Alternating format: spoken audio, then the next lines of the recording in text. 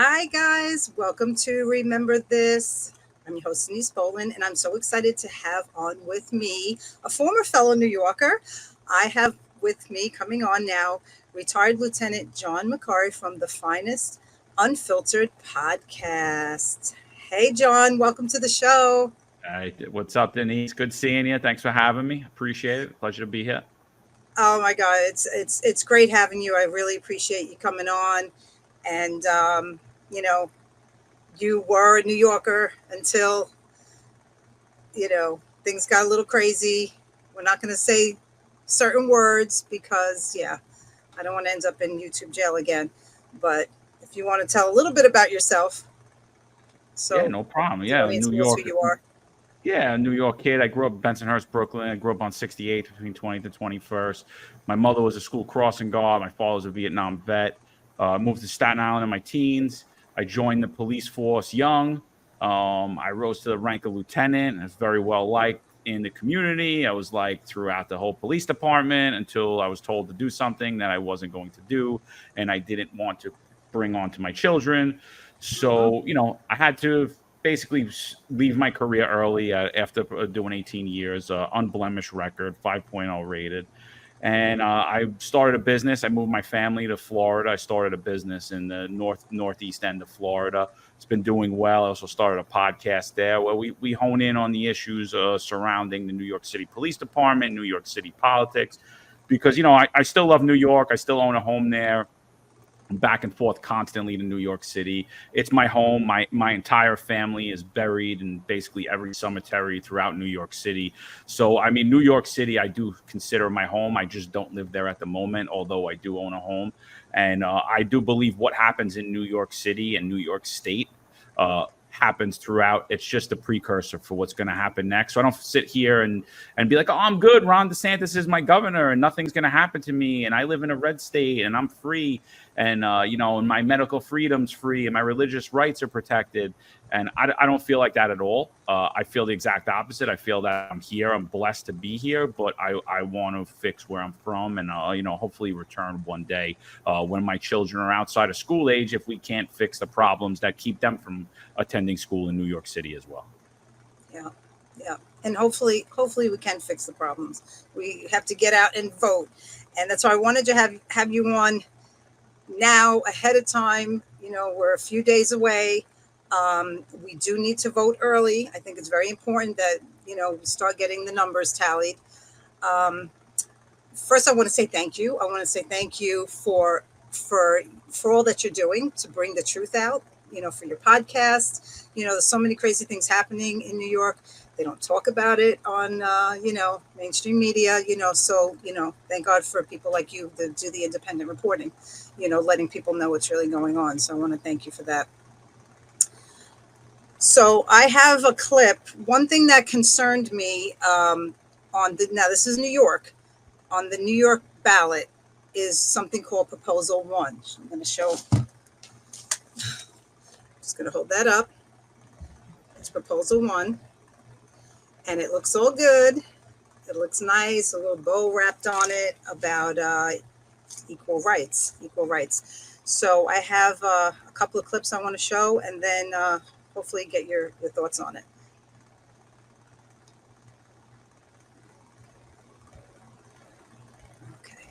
The border is broken. New York is paying the price, and Proposal 1 would make it worse. This isn't about equal rights. It's about special rights for illegal immigrants. Just look on the ballot. National origin gets constitutional protection. Critics say it could block local efforts to deal with the migrant crisis, give illegals a constitutional right to taxpayer benefits, and open the door to non-citizens voting. Fight back. Vote no on Prop 1.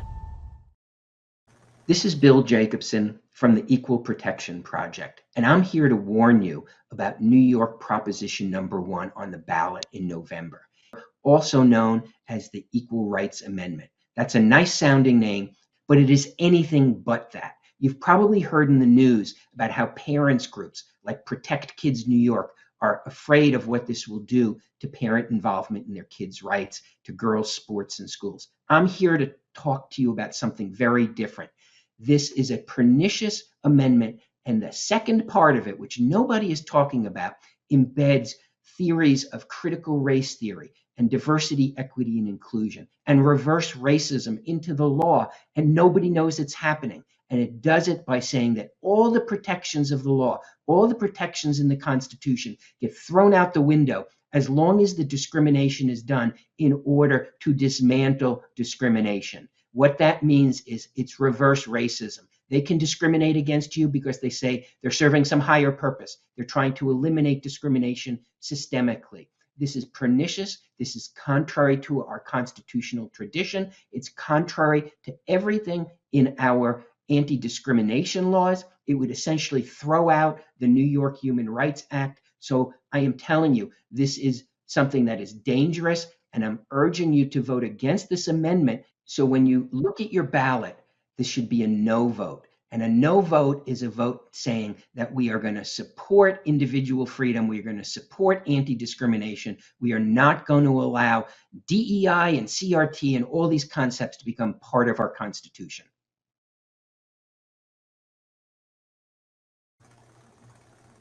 Okay.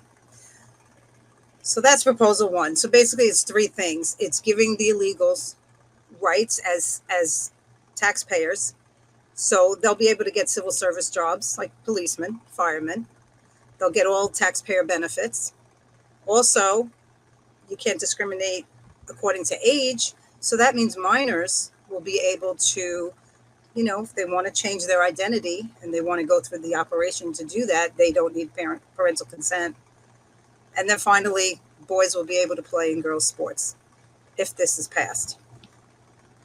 Yeah, so the New York State legislature banks on low information voters and low voter turnout. And, they title things and they make things sound very nice. Equal Protection Act. It's the Equal Protection Act. They're protecting your minor child. Doesn't say age. Could be a 3-year-old, could be a 4-year-old. Doesn't matter. And they're protecting the rights of your child. So basically, essentially what they're doing is removing parental rights from you. So say you're 5-year-old or your 6-year-olds in school or in pre-K, and they think that you have a daughter and she thinks she now wants to be a boy. Of course, the school has to protect her rights. The school under this bill would be allowed to perform medical intervention on your child without your knowledge. The school would be allowed to groom your child into thinking that they are a boy. Without your knowledge, the school will call them by whatever name they want to, your child wants to be called by, because they can't reveal that information to you because they're protecting your child's rights. Essentially, what this bill is the removal of parental rights, but it gets even more devious than that.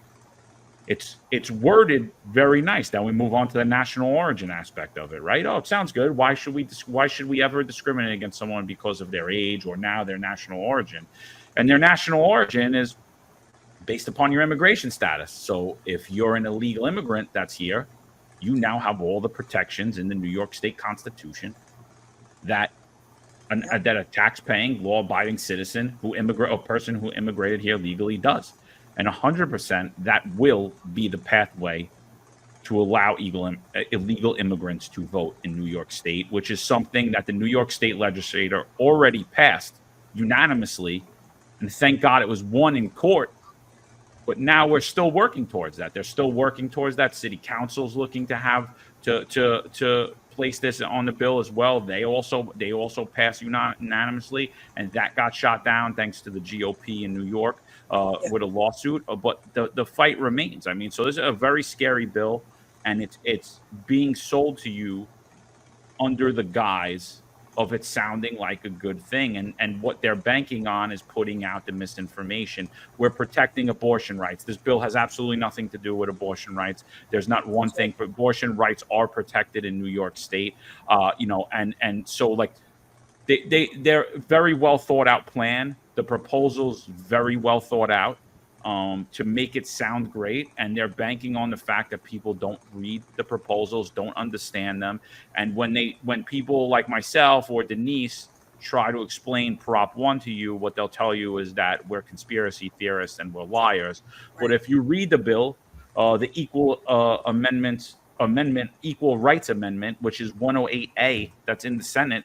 If you read the bill, it's clear as day what we're saying is the exact truth. Absolutely.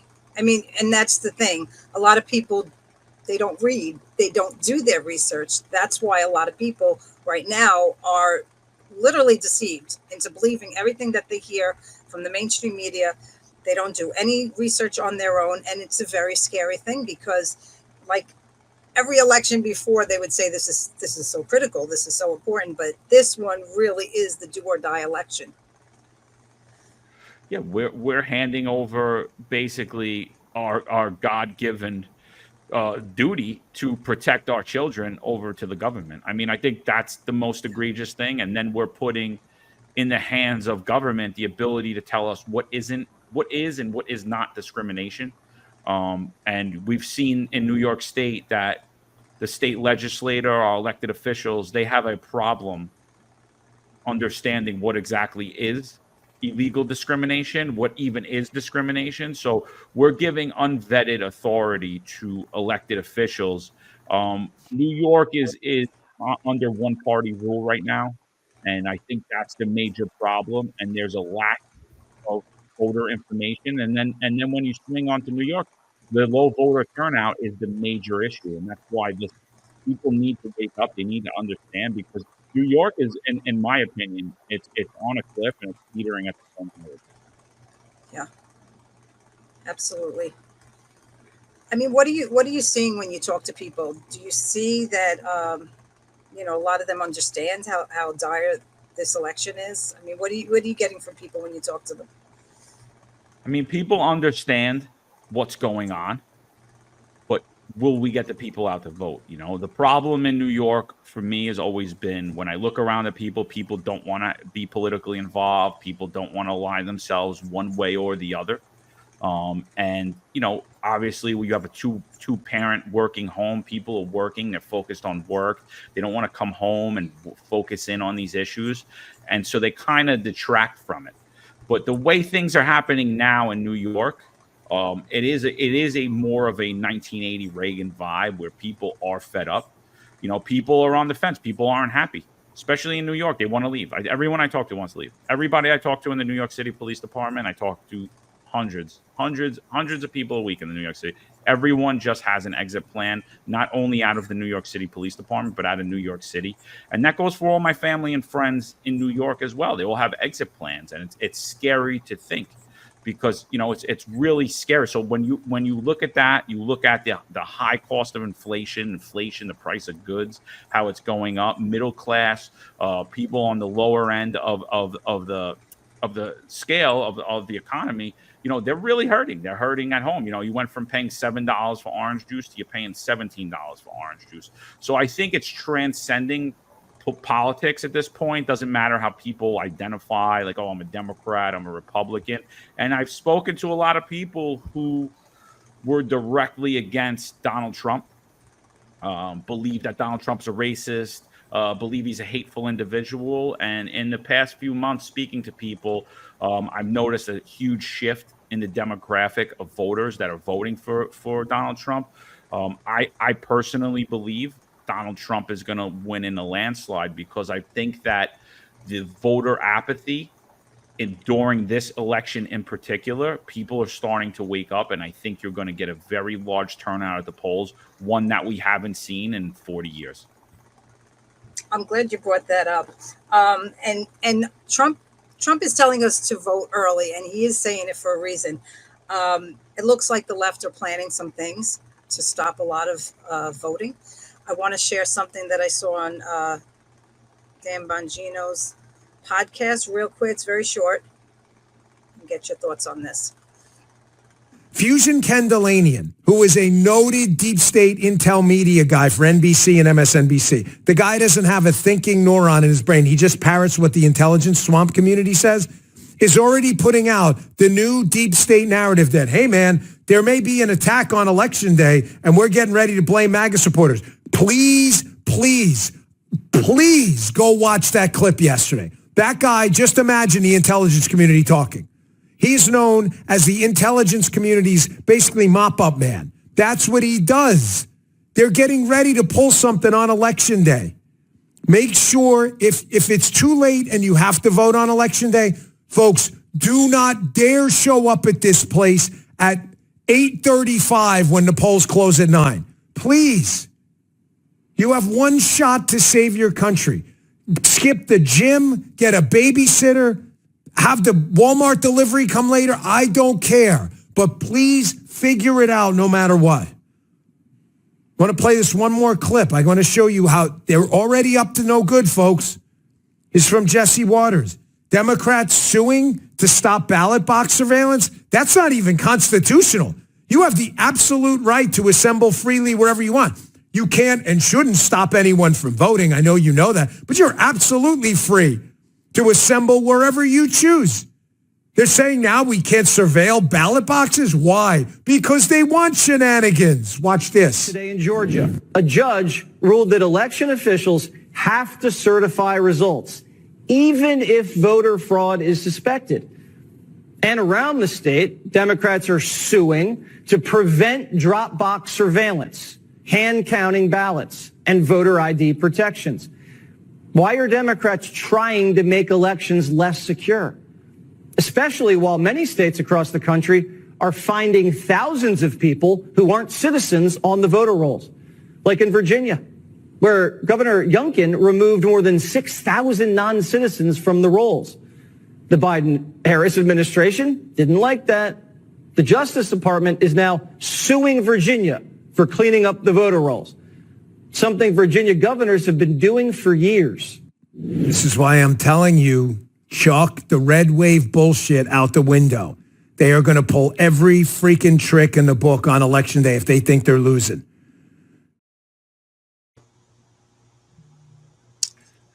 I agree with that. Do you agree with that? So, I'm going to be honest with you. I was going on the narrative for a while last election. I'm like, I'm voting on Election Day. I don't understand any of this. I don't understand what the early voting is. I don't even want them to have the tally of the votes. I want to just go back to where we originally were in this country, where I voted on Election Day and I knew who the president was that night. Remember that? It was a strange time. So that didn't happen last time. Absolutely. On the last presidential election. And now we're hearing this again. We might not know who the president is for weeks at this point. New York's telling you, I think you have to have your mail-in ballot in by like the 15th or something. I'm like, what? That's days and days after the election. Yeah, that's crazy. So for this election, I actually did vote early. I don't know why I did. I had a feeling to go vote early, so I went and I did that. And obviously I did vote for Donald Trump. But I do believe there were shenanigans in the last election that we've seen. I mean, that was not a question that there were. And I think, I don't think that Kamala Harris has presented a platform at all for anyone to vote on.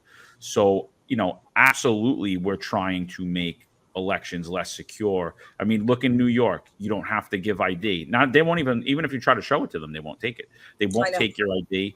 If you look at the voter rolls are dirty. That not only should illegal aliens be removed from the voter rolls, but I lived in several addresses in New York City. I'm pretty sure that I'm on a couple of voter rolls in New York City. Wow. I'm pretty sure that my dead parents are still on voter rolls in New York City. And like that's the problem is if we had clean voter rolls, I would have more confidence in these states, but we don't. And then when you go to vote, who's to say someone doesn't just show up with my name in New York? You're not taking any form of identification from me. It's the exact opposite when I'm in Florida. When I went to vote early in Florida, I handed the individual my license. They scanned it. He looked at my face and he made me match my signature. And then he didn't like my signature. And he was like, oh, well, it's not matching. And I was like, really? It's not matching? And so I did it again. He goes, oh, okay, it's good. But that's, and when you go to New York now, if I go to even show you my ID, we don't want it.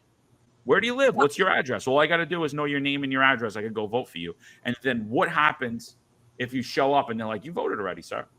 What happens? That whole process is a mess. We don't know how to undo things. We don't know how to audit elections. Not that we don't know how to. but we won't. We won't. What they say, you have to certify the results of the election. So I did vote early. I agree that there's going to be games. We had games played in I believe it was in '08 during the Barack Obama. We saw that firsthand in Philadelphia, where they were actually stopping people at the polls. So yeah, I mean, this is a very important election. There's absolutely no reason to not get out there and vote. If you need help getting to vote, ask a neighbor to take you. If you need help, call somebody in your family. Right. This is a very important election to change the direction of this country. And then it doesn't stop there. Like, we have to keep pushing. We have to, as Americans, get involved in the political process and understand what's happening in our country, because of the tyranny that's happening in New York State with legislation like Prop 1 will spread throughout the entire country.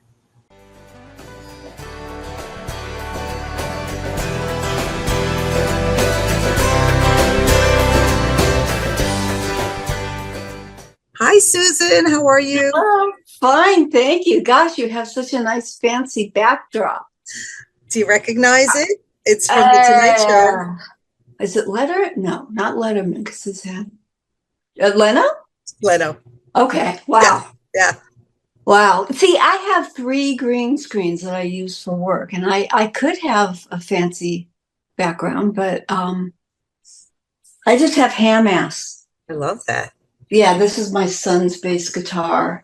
He was selling it, and I couldn't let it leave the family because I saw him play the Whiskey in the Viper Room with it. So his name is Ham Ass, after the Sam Ash sticker. Yes, I see that. Very cool. Very cool. How was your son? My son doing? did a good job on that. Good. How's your son doing? He's good? It's okay. It's pins and needles now. My son is very politically aware, and it's not my fault. He's just smart. You know what? I think a lot of young people now are definitely in the game.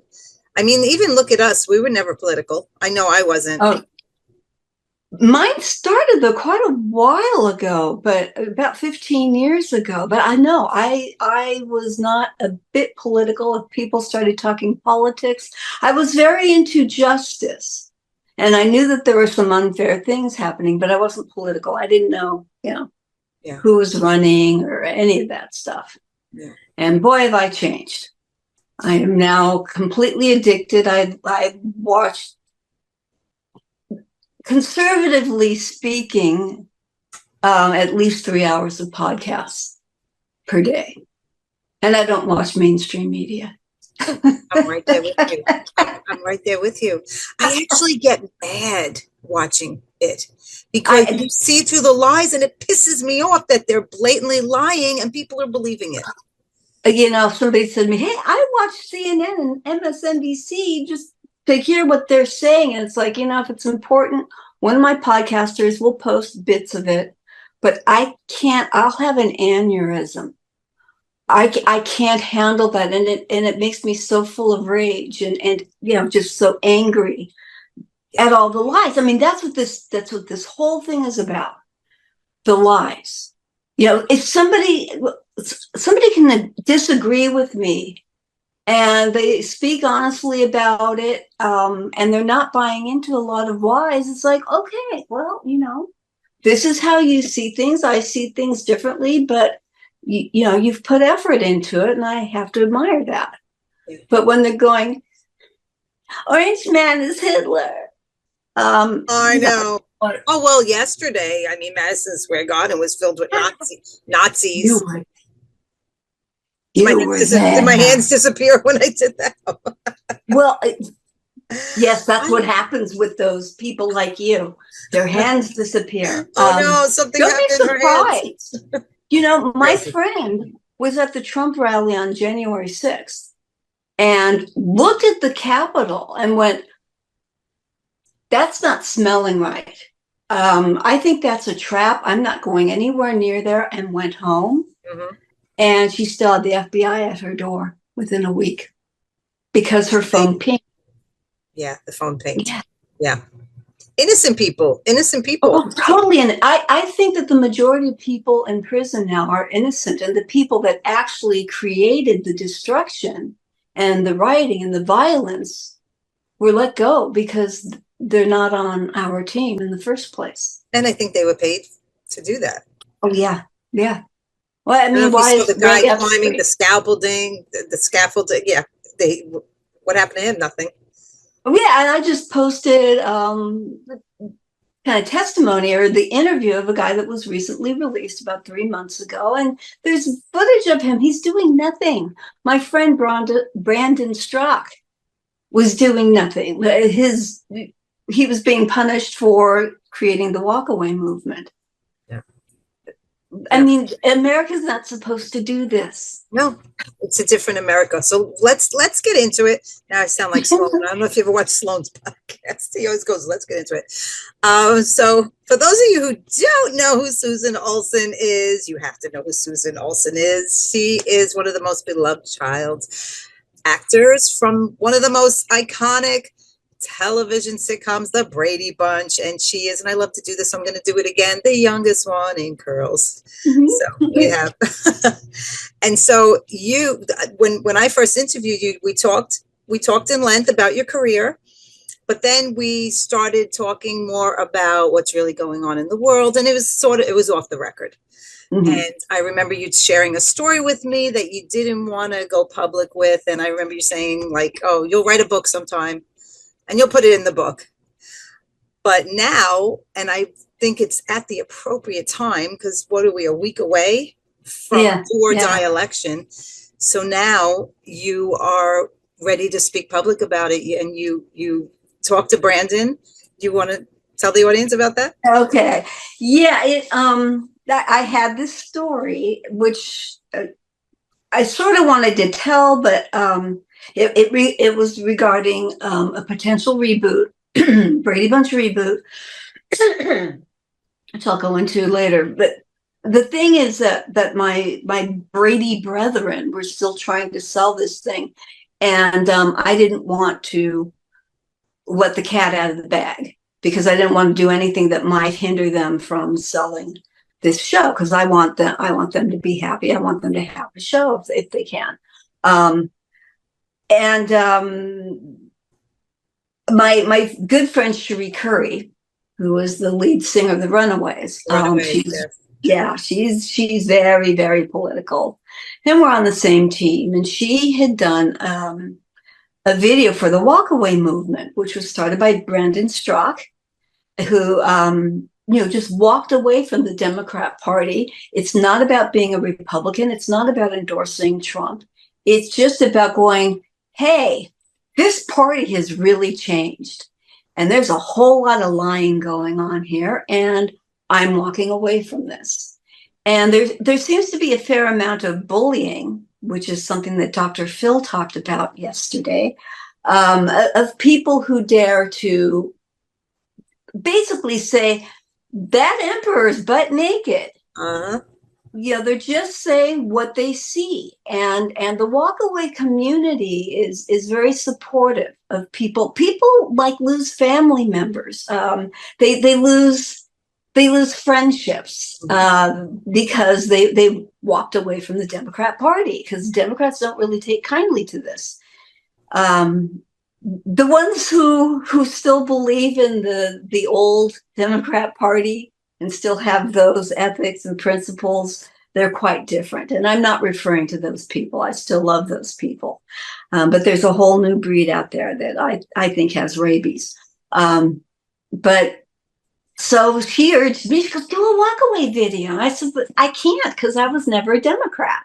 My grandmother was a staunch Republican, and as far to the left as I've gone at times in my life, I just couldn't join that party, because she taught me when I was little. She taught me white guilt.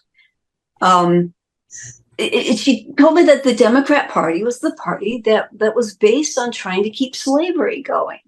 And they created the KKK and Jim Crow. Right. And so to me, it was always the party of slavery, while Democrats themselves, to me, have always seemed like they're kind of hoodwinked. And instead of using something as horrible as slavery, they've used other tactics to keep people enslaved. And I would say the big difference now is that they want everybody enslaved. And so I don't think the Democrat Party has changed at all. They just have nicer tactics. Mhm. Yeah, they'll, the thing about the Democrats, it's like Republicans, they've always sort of been a-holes at face value. But the Democrats pretend they're doing you a favor when they screw you over. And that's what bothers me. Yeah. And I'm no longer a Republican, which my gram would have been very upset if she had still been alive. I don't know that I would have left the party, but W got to me. So I became a party pooper, and then I became a libertarian because I just wanted to endorse something that would give the other two parties a run for their money. But I don't really think, I think it was just because I listened too much to Dave Smith. And now there's things that I greatly disagree with him on, that I greatly disagree with the libertarians on. So I think I'm just too lazy. I think I will unregister and go back to being a party pooper. Yeah. Well, you could be independent. Or is that's it. Yeah. That's yeah. Anyway, just, relax. This man is doing it because he loves the country. Nothing that they've said about him really passes the smell test. Go ahead, take a risk. Vote for the orange guy. Because at least he'll be benign. At least he's not going to continue. Because I guarantee you keep that border open, we will not have a country. And that's not me being racist. I'm the product of immigrants. On my mother's side, we go back to the witch trials. On my father's side, he didn't speak English until he was 5. And my grandparents were very grateful to be in America. Immigrants are what built this country, but it's done through a legal process. Yes, they have to be vetted, they have to be screened, sure. And without laws, I'm sorry, we need laws. We are a flawed animal. We need some laws, and but we need as few as possible. So, we keep that border open. It's over. It is absolutely over, and I guarantee you there are no plans to close it. No plans, because she would have done it already. She doesn't even. Nobody on that side has ever given some theoretical, some platitude, some reason. The closest I ever heard was Mark Cuban, who said, well, they opened the borders to be nice, and it just got out of hand. It's like, yeah. And I'm going to be selling magic beans this spring on eBay. There you go. They don't even pretend. No. I mean, one argument was, they boost our economy. How do they boost our economy? They're raising our taxes to pay for them. Yeah, and you're bringing in people who are illiterate in their own language. I'm sorry. It's not that I don't have compassion for them. And believe me, I worked with a lot of illegal immigrants. When I left acting, I became a graphic artist and working mostly in screen printing. And there was always a factory. And, most of the people working there were not here legally.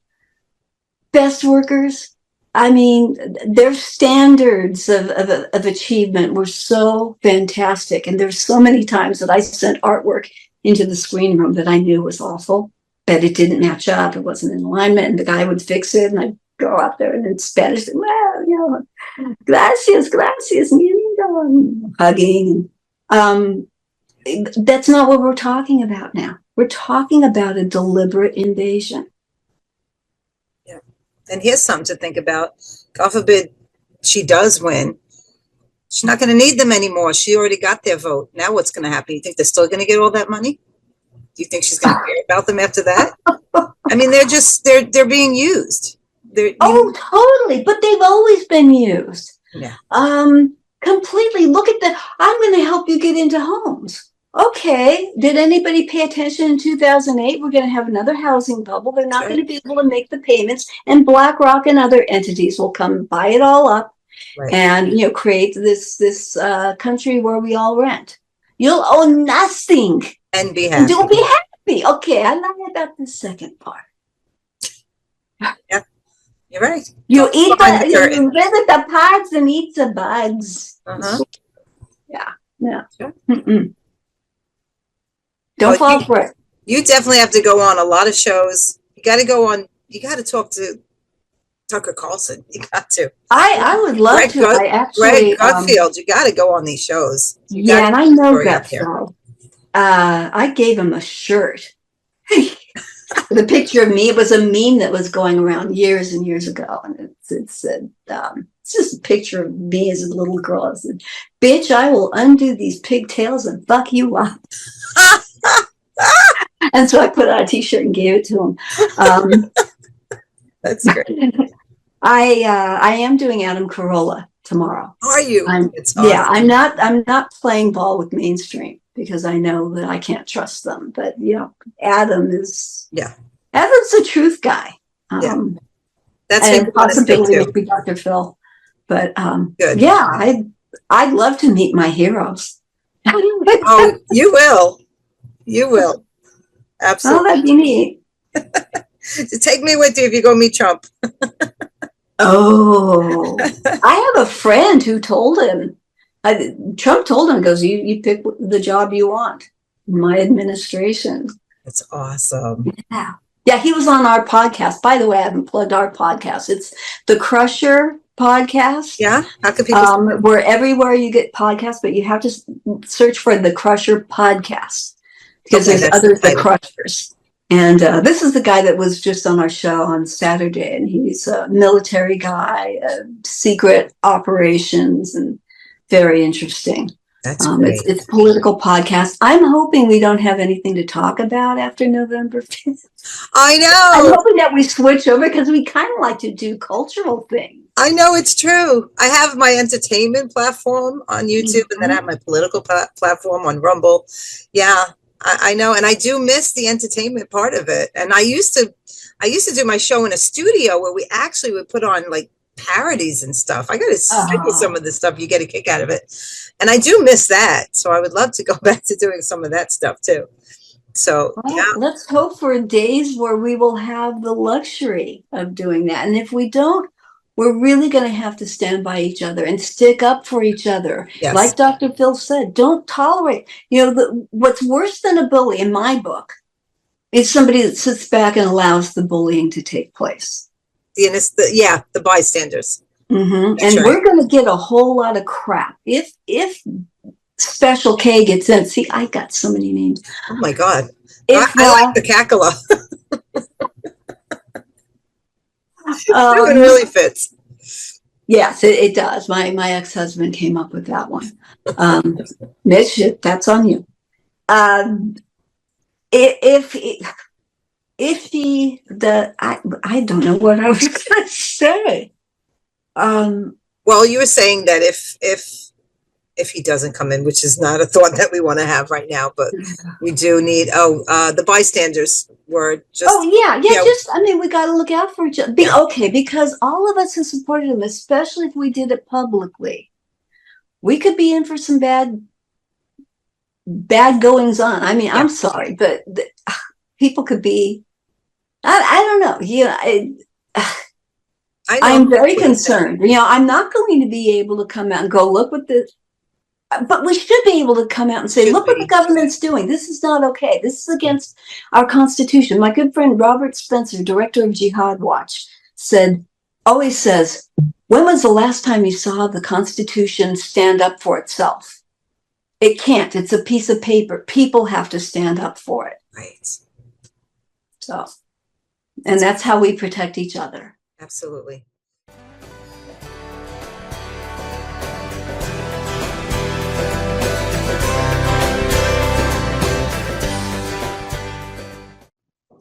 So, Pat, at the young age of 90, 7 decades in show business, you've seen a lot. You've done a lot. One story I want to talk to you about, if you don't mind, is you started your career, your musical career, doing cover songs, right, of rhythm and blues, Yeah. right? Yeah. And most people don't realize that you kind of brought culture together. You sang songs like Little Richard's Tutti Frutti, and most of those artists, they weren't really playing the songs. Is that a fact? Well, that was rhythm and blues. It was called race music. It literally was unapologetically called race music. It was black. And they had their own radio stations, their own magazines, and of course their own artists, all black. And those songs were hooky, fun songs. Some of them rather erotic, but it was race music. Well, at the moment that I made my first record, the record producers were discovering some of these fun songs like Tutti Frutti and like Long Tall Sally and those songs that I did originally. And they made what they called pop or rock and roll versions of those songs.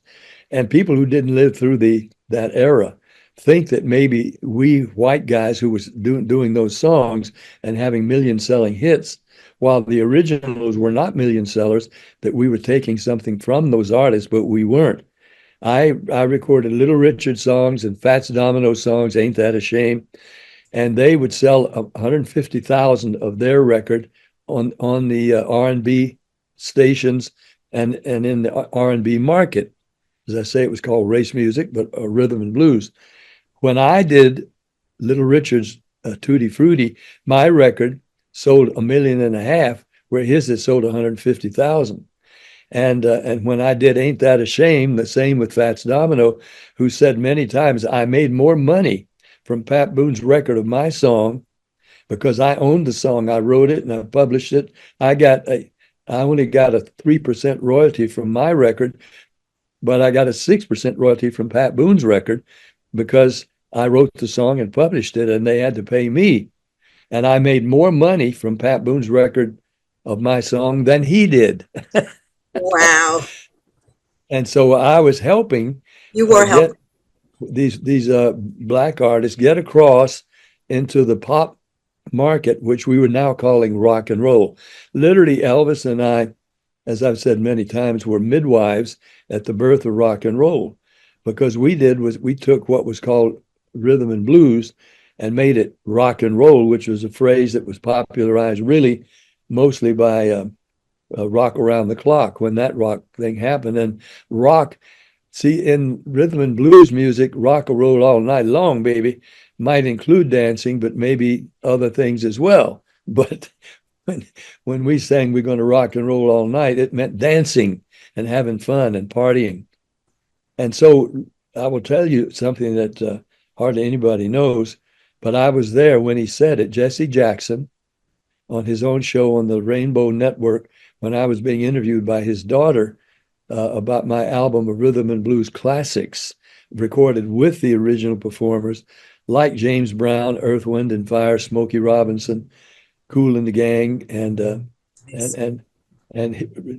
Jesse Jackson came on the air and said, we like Pat Boone a lot here in Chicago, because I'm going to say something I've never said publicly. I think Pat Boone did more for race relations through his music than any other artist, because he was a white kid from Nashville, and he was not just recording our rhythm and blues, but bringing our performers on the TV with him, Yes. Singing their songs with him on television.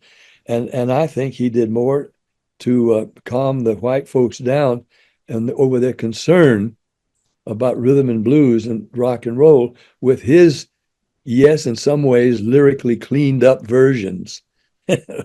if Little Richard's song said, "Boy, you don't know what she do to me," I changed it to "Pretty Little Susie is a girl for me." And it sang exactly the same. The kids didn't care, and neither did Little Richard, because he was making money from it. Right. And is it true that you wanted to change the title "Ain't That a Shame" to "Isn't That a Shame"? It is true. Yeah, I was already now. I'd left North Texas State. I was having hit records, and I went to New York, New Jersey with my wife, and we were having a kid a year at that point. And at 20 years old, 21, and I was going to be an English teacher, I thought. So I wanted to change it to "Isn't that a shame?" No, no, Randy would say, no, it's got to be "Ain't that a." So, but you know what happened after that?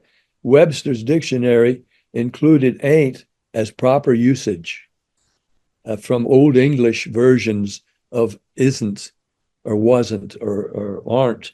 But "ain't" was a perfectly good word. Look at that. So you're instrumental. You were instrumental in bringing the cultures together. You Change. really were. There was change for the better. Yes. The prejudice, and the misunderstandings that were taking place somehow by me being a white Christian kid, and doing some of these things that people were so worried about and making it seem okay, and that I would change. I wouldn't do songs that were patently offensive, but if I could change the words of a hooky song into something that was inoffensive, I would do it. And so I never explained what Crazy Little Mama was about. Crazy little mama come knocking, knocking at my front door, door, door. I never explained why she was, because the song doesn't. And so you could come to your own conclusion. Why was the crazy little mama knocking at my front door? I just had fun with it, but I made sure that it was G-rated. Yes. And then isn't it true that after the fans heard your version, then it spiked their curiosity to hear the original versions? That's true. Boy, you've really got it figured out right. Yes, because when I had two rhythm and blues, I mean rock and roll hits of Little Richard's, the DJs wanted to know, who is this? Who's writing these songs? And where are they coming from? And so then they would play the next Little Richard record and the next Fats Domino record on pop radio and just call it rock and roll. And to their great benefit, of course, because as I said, we helped them cross over from a restrictive but authentic kind of genre into a far larger genre that was more accepting of rock and roll and rhythm and blues. Now, at age 21, which is extremely impressive. I mean, your whole bio is extremely impressive, Pat. But at age 21, you had your own television variety show. Yeah, the Pat Boone Chevy Show, Chevrolet, the first ever to have, I mean, the youngest to ever have his own music variety show at 21, 22.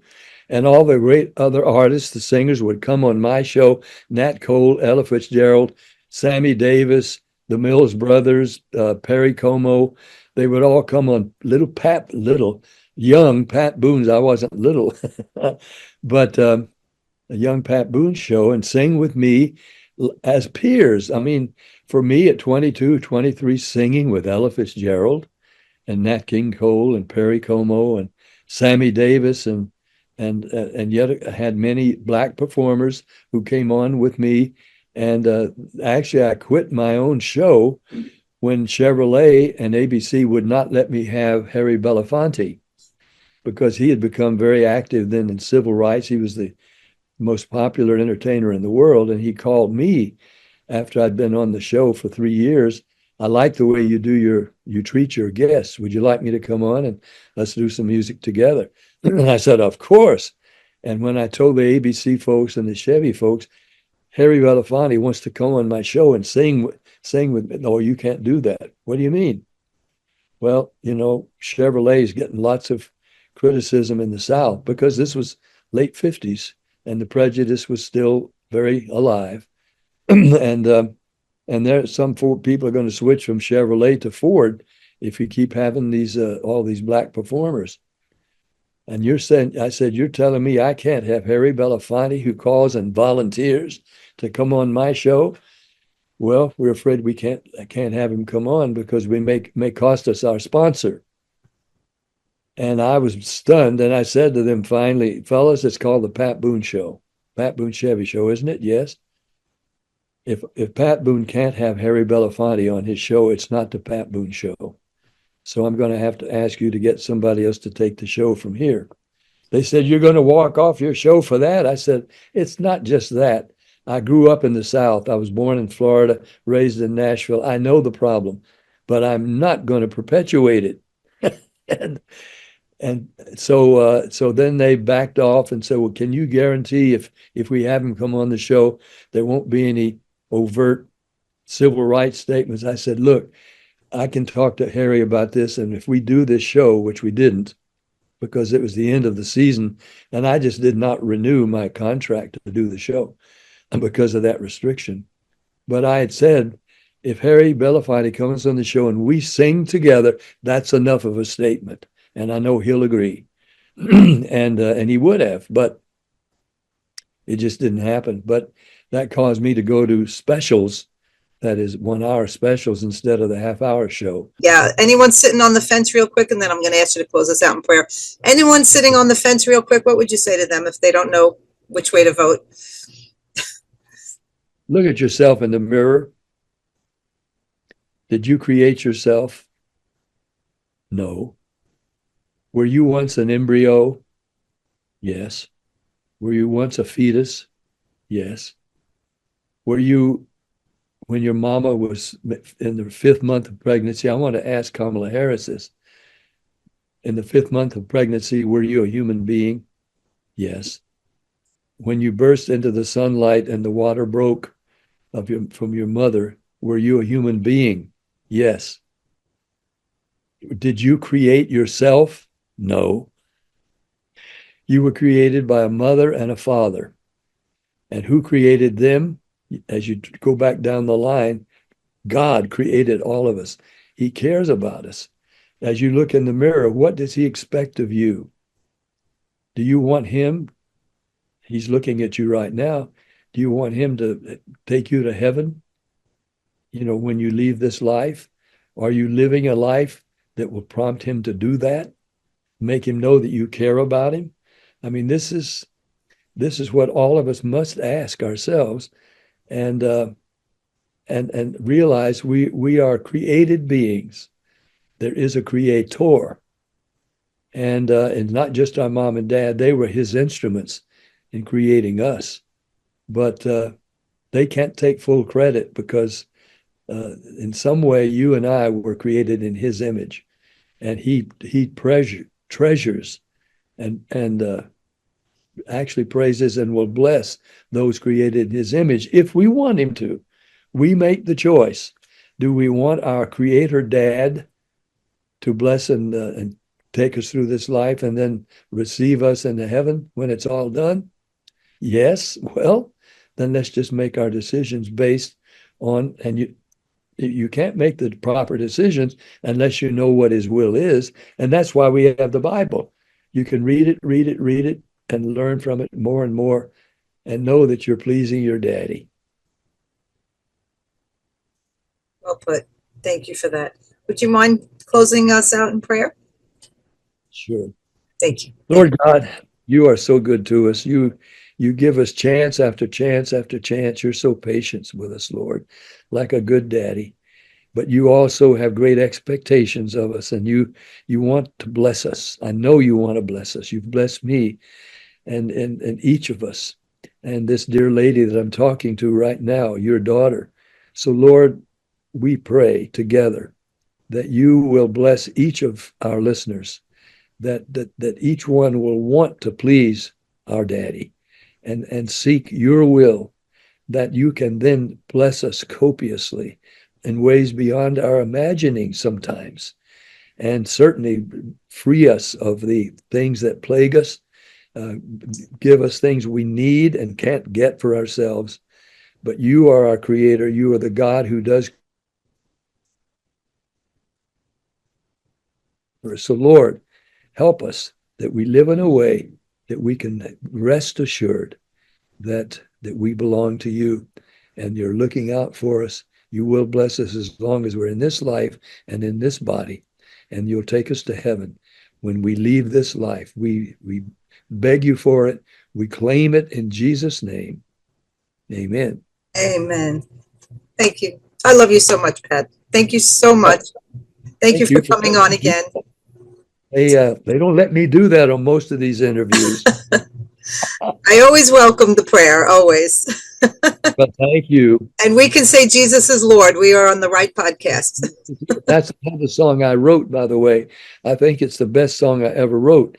Jesus is Lord. You can look it up anywhere that carries my music. It's my favorite, best song I ever wrote, because I say in the song, every knee will bow and every tongue will confess the words to that song. Jesus is Lord. Yes, I love that song. I do love that song. God bless you. People can find you on TikTok, YouTube. Yep, you can't get away from me. That's right. We don't want to. God bless you, Pat. God bless you. Bye. It's unbelievable, and anything I point out, it's not anything that's my opinion. It's comes from the NYPD's own data. I'm giving you the data, and even that's being unreported, because when you look at the news, when you read the stories or you speak to the people and they tell you what happened, and you look at how the police department now documents that on the New York City Mayor Eric Adams, they're underreporting crime as well. And then now people are fed up. Businesses are fed up. People that are having their cars broken into are fed up. People that are getting robbed are fed up. And what do? They stop reporting, because they're like, well, the cops don't do nothing anyway. Why am I going to report it? And that's happening too. And even with all the not reporting and the misreporting, crime's still up significantly. So something's going on, And with all of that, we still need to vote, because I talked to a few people. They're like, why should I vote? My vote's not going to, I'm one person. My vote's not going to count. Or they're going to steal it. What am I voting for? They're going to steal it anyway. We can't think like that. We can't think like that. It's so important. So final thoughts from you. And then I want to ask you, for someone who maybe doesn't think they should vote, or someone who doesn't know who to vote for right now, it's a toss up and they're confused. What would you say to them? Well, first of all, I don't know how anyone doesn't know at this point. I mean, we've had 4 years of Kamala Harris, has done absolutely nothing. She has not closed this border. Crime skyrocketing, inflation's through the roof. Go to the gas pump, go to the grocery store, go to Costco. Tell me that you want this to happen. Flashback to when Donald Trump was the president. Your bills were lower. You were making more money. You had more money. The country was safer. There wasn't all of these issues surrounding. The choice is clear. Donald Trump for president. I know a lot of people. I know a lot of people in the freedom movement, especially in New York. I'm not voting. I'm not voting for a master. Totally disagree with that. Totally disagree with that statement. Absolutely. We're in this game. If you're in the game, you're in politics, you got to play the game. That means you got to play offense. You got to play defense. So I'm playing offense. I'm voting. I'm choosing Donald Trump. I'm going to keep voting. I'm going to vote in every single election, not just the presidential election, because this election is important, but it's the next election and the next election. And every election, and even your local politics, you have to be involved, and you have to know what's going on. You have to know who your city council person, you have to know who your assembly members, your Senate member, your Congress member. You need to know everybody. You need to be involved. You need to vote. Voting is your voice. If you can't use your voice because you're a cop and you can't speak out publicly, or you're a teacher and you can't speak out publicly, or you don't want to be ostracized from your community, here it is. Here's your opportunity to voice your opinion. The vote is essential. This is our duty. This is our God-given duty. This is how we preserve freedom for our children. We continue to vote. Absolutely. John, thank you so much. How can people find you? How can they see your podcast?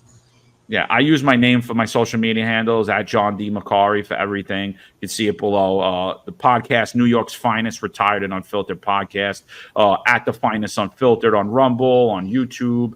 We're on Apple. We're on Spotify. We're on basically every major platform. And like I said, we hone in on New York City crime, politics, and all the latest rumors and happenings around the New York City Police Department.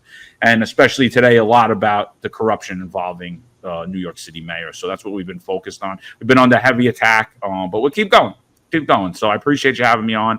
Honored to be here. Always a pleasure talking to you. And hopefully I see you soon. I'll be up soon. I'll actually be up in a couple of weeks. I'll give you a call. So that'd be awesome. And maybe we can go into this. I know I said it before, but maybe we can go into the studio and do something together. That would be awesome.